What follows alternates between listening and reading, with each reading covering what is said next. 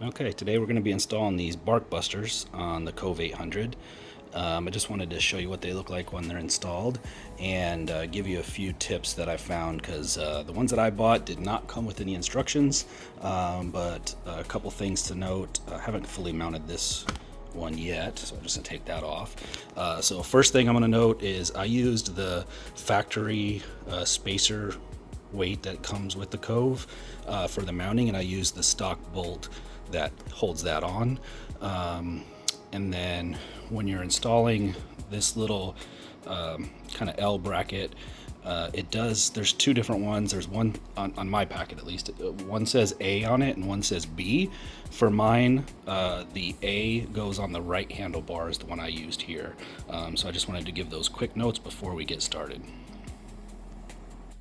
To get started, we're going to want to go ahead and take off the end weight, handlebar weight, and that's a T35.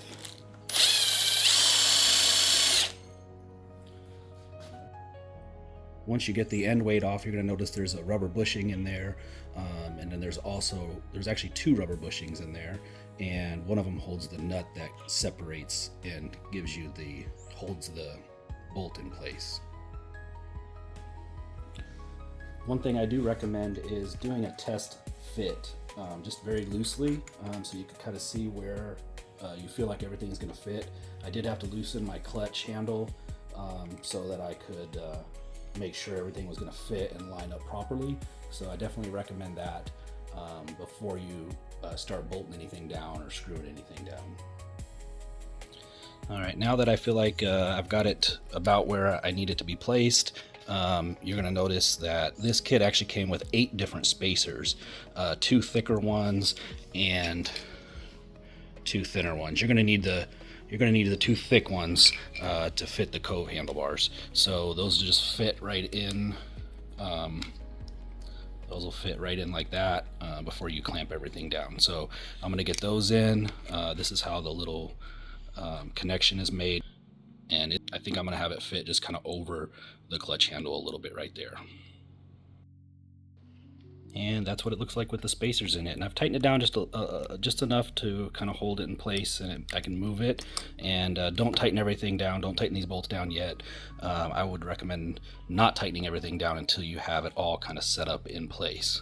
So for my next step, I'm going to go ahead and get this piece mounted together. That will have a nice loose fit. I already have that mocked up.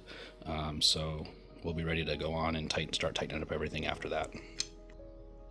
All right, now that I have this bracket on, I think it's just a matter of tightening up all of the bolts. So my recommendation is first tighten the end cap, then this bolt, and then lastly tighten these two, so that this can still slide back and forth as you're tightening this bolt, and that'll should kind of lock everything in place.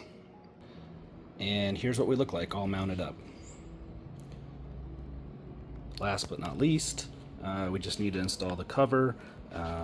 Show you, it kind of has these 2 little screws, comes with these back plate brackets, and those just kind of fit on there, and you screw them in onto the handlebar. So I'm gonna get that done now.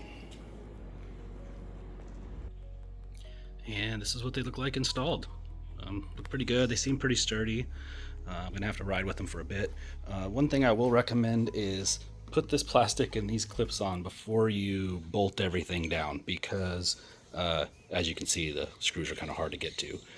And again, thanks for watching, and I hope this helps somebody out.